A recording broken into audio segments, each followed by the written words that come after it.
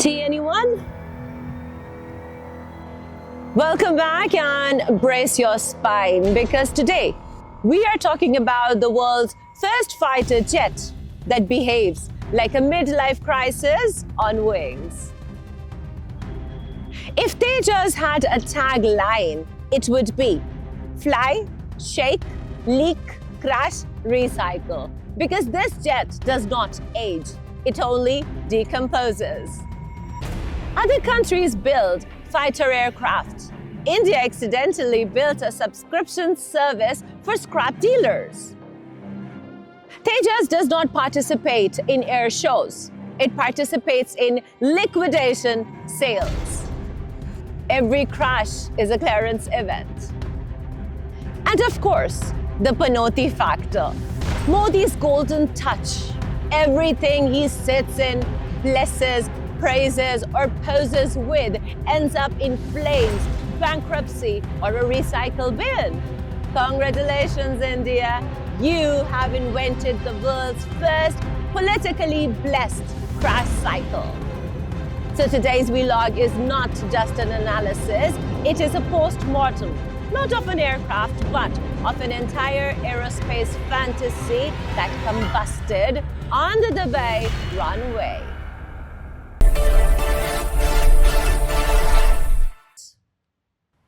Segment 1, Tejas, myth versus reality. The name Tejas comes from Sanskrit and it means radiance. Ironically, the only radiance we are seeing now is the fireball it created in Dubai. The Tejas program began way back in the 1980s under India's Light Combat Aircraft Initiative. On paper, it's supposed to be a 4.5 generation single-engine, multi-role fighter jet with fly-by-wire controls and a composite frame. It's built by HAL and ADA, and even though it carries the Made in India badge, it still depends on a foreign engine. It uses advanced carbon fiber composite and aluminium lithium alloys with about 45% of its weight made of composite materials. Well, it's supposed to carry an internal cannon, Astra and Derby missiles, and underwing hardpoints for drop tanks or additional sensors. Upgrades include the Mk1A variant boasting on AESA radar and improved avionics. But here's where the nightmare begins. The indigenous cavalry engine failed completely, forcing India to import the GE F404 engine. Unfortunately, Tejas' airframe was never designed for this engine. The mismatch caused weak thrust, thermal stress, and structural fatigue. Add to that low speed instability, autopilot fighting the pilot, excessive vibration, and even fuel leaks. And what you end up with is a plane that should never have left the hangar. Tejas was born as radiance. It grew into a reliability crisis, and now it has matured into a recyclable debris. Segment 2, Dubai Airshow disaster. On November 21, 2025, at the Dubai Airshow, the world's eyes were on India, expecting a display of engineering pride. What they got instead was a disaster. During aerobatic maneuvers, including a negative G-roll at extremely low altitude, the aircraft failed to recover. It crashed violently, erupting in a massive fireball and sending black smoke into the sky. The pilot and IAF wing commander tragically lost his life. The Indian Air Force immediately ordered a court of inquiry, and eyewitnesses described a scene of chaos. Debris scattered across the runway, a spectacle of destruction instead of demonstration. At what was supposed to be India's proud showcase, all the world saw was failure in motion. Segment 3, Modi and the political spin.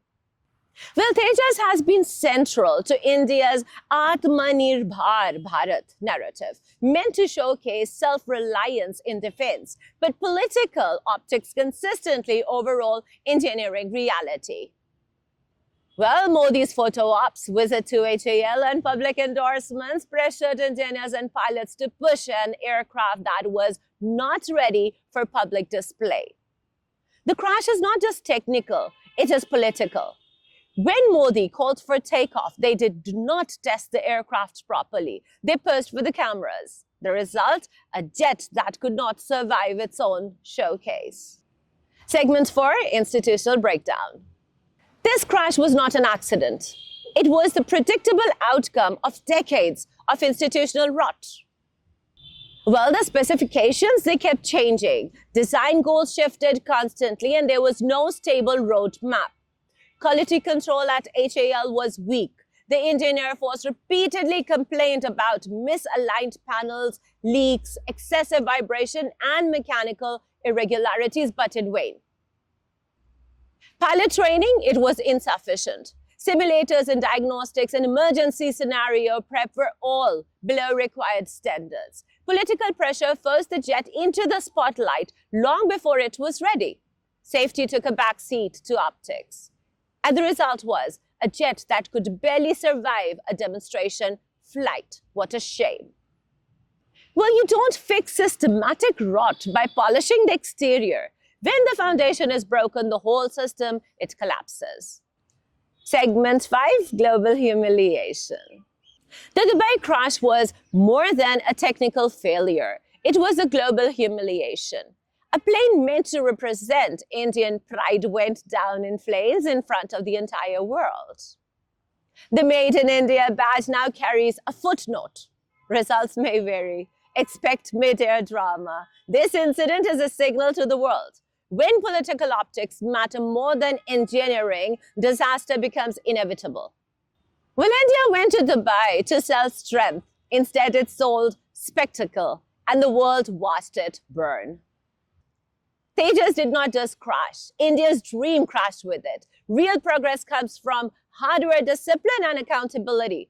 No more photo ops, no more bets on optics. This is your very own Fariha Farooq and you're watching 360 Digital English, calling out complacency, corruption, and catastrophic engineering. Stay sharp, demand substance. Failure like this is not a glitch, it's a warning. Take care. Allah Hafiz.